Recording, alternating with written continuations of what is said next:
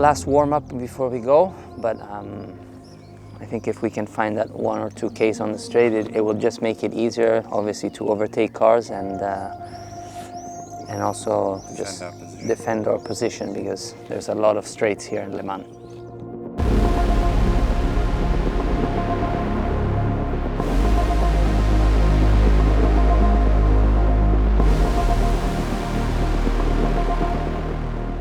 Being at the grid at Le Mans really is something completely different to anything else I've experienced before. It's like a carnival, a festival. You know, we had all of our family there, Jonathan's family, my family. We had our sponsors, the people that have really supported us and taken a chance to help realize this dream. And that's a podium. That's a famous Le Mans podium. Yeah, I'm visualizing that. Look at that. How are you, man? How are you? How are you feeling? Yeah, good. Yeah. Excited. Do you see where our car is positioned? That's a good sign. 93. We're positioned here. Yeah.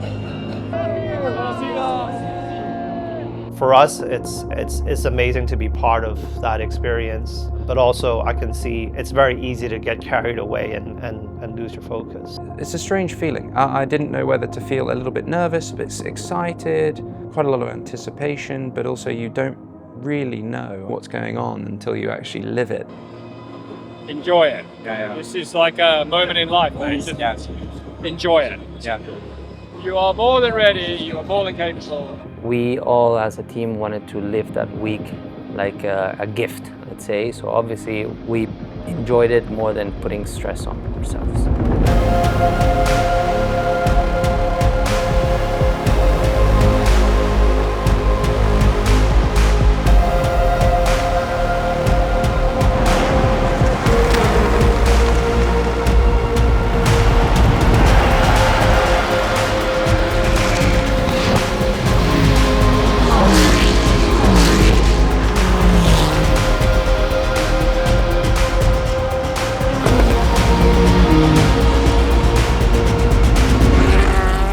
The first stint was very exciting, actually. It was probably more aggressive than I imagined. After a couple of laps settled in, I myself probably could have been a little bit more aggressive. I probably spent too much time behind some of the bronze drivers that started, being a little bit cautious around. Now play smart and try to use the hypercross to overtake the 2 bronzes you have in front.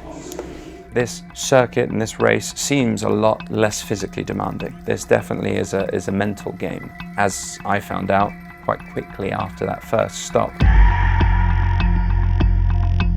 Okay, try to restart. Siamo tutti pronti, carrini pronti se c'è qualcosa di rotto. Guys, okay, Chris? I think so. I was pretty furious immediately, but tried to react. It was sort of my worst nightmare in terms of having a collision with another category. I think we were, P8 or 9, and we dropped down to maybe 15 or 16. We weren't overly concerned at that moment because the car didn't seem to sustain any real damage, and we felt that generally there's a chance to recover as the race goes on.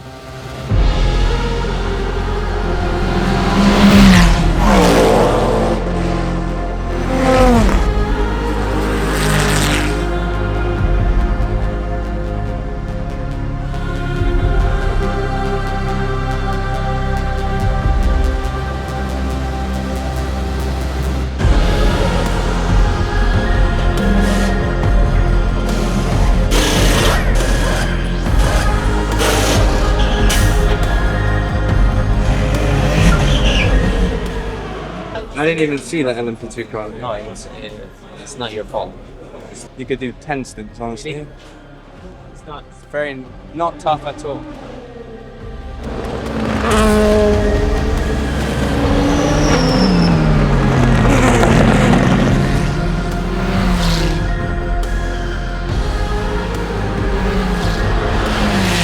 È stato un po' troppo conservativo nel giro di auto.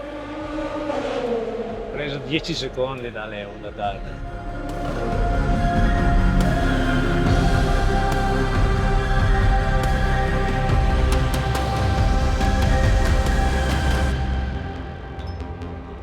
It is what it is, it's fine.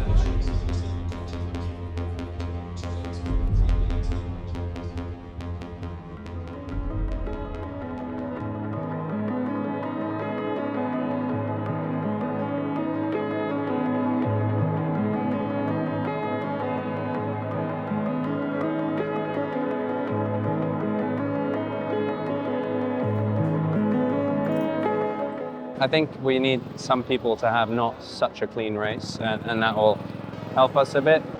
On merit of pace, once you've lost that, it's not like we're really going to make that up. The other guys aren't idiots driving, so it's quite hard to make that big difference.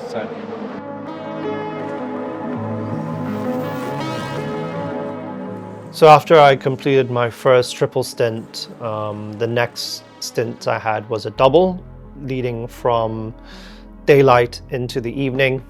And at that point, I think we were already not in a very strong position.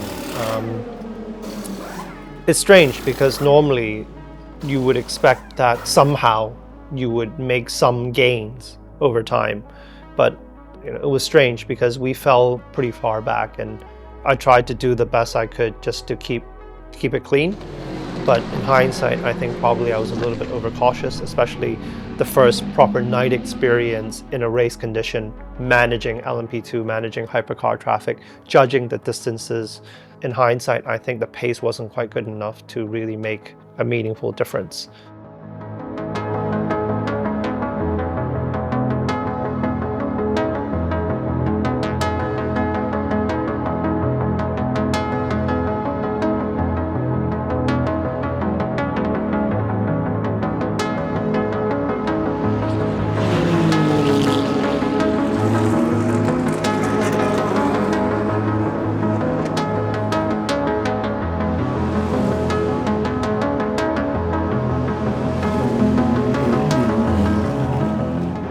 It took a lot before.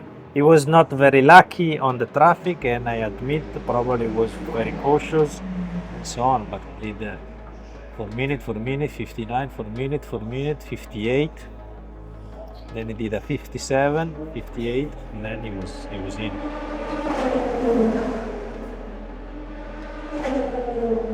For sure it wasn't a lucky stint for traffic, that is for sure. Yeah, the nights were pretty lonely when it came to cars in our category.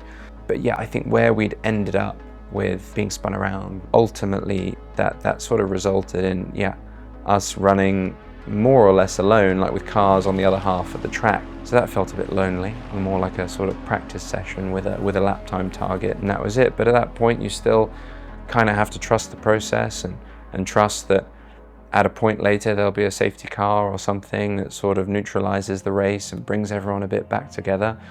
But, definitely didn't come when I was driving.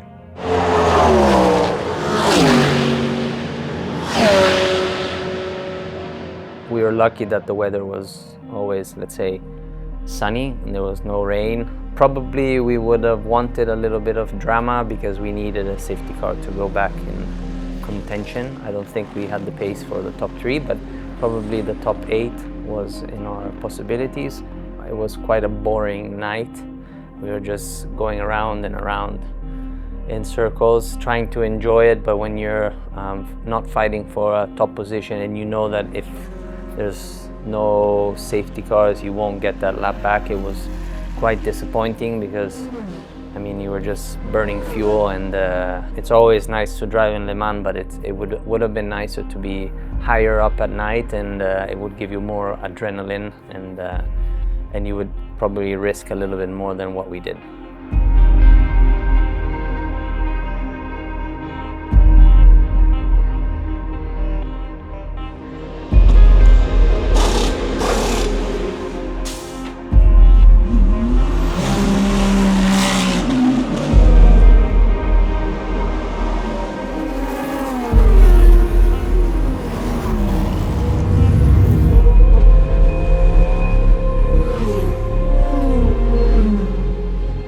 So as I was doing my morning stint, finally I felt a really good rhythm. I felt like I was in control. I was driving at a very good pace. To be honest, the first half of the race I was not entirely happy with how I was driving, and here finally I felt a really good rhythm and doing good lap times, which I was expecting I was able to do. But then suddenly I was approaching Porsche curves, and Try to box, try to box, try to box. La macchina è bloccata in quarta, macchina bloccata in quarta. Sì, fermiamo, benzina, carrellini dentro.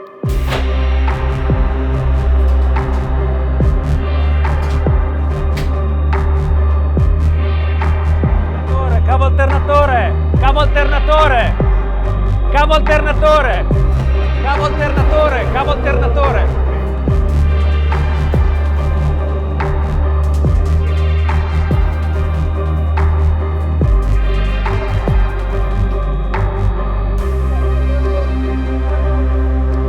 Okay, we're good to go.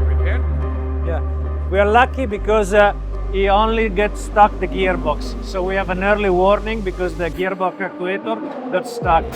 These sorts of expectations changing of like, okay, we want to get back into the race to challenge for a good result, to suddenly you're like, oh my God, are we even going to finish this race? And suddenly finishing this race sounds like a good thing. When, 5 hours before, finishing the race is not good enough. I thought that was done for us, that we had a gearbox problem.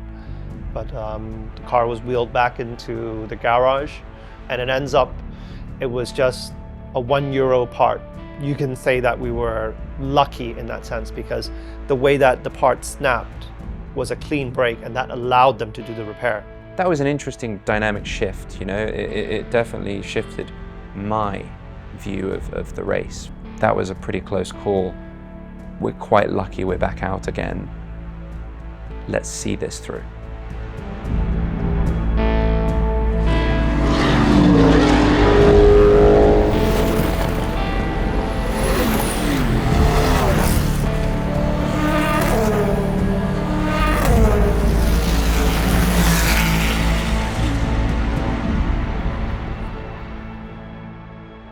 Allora Rox comincia a entrare nell'ordine delle idee che se abbiamo un problema alla pompa, cosa che secondo me avverrà nei prossimi giri, ci fermiamo, macchina dentro, raffreddiamo con l'aria compressa la pompa e gli scarichi di quella bancata, togliamo, smontiamo, riusciamo gli ultimi 20 minuti per tagliare il traguardo e fine.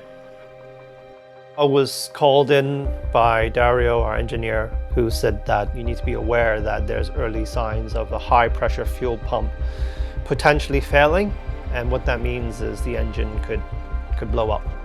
We have to make a decision whether we want to complete the last 2 hours and take a chance and take a risk on what might happen, or whether we retire the car. I think we were all willing to take the risk of let's try and see this through. Let's complete the race.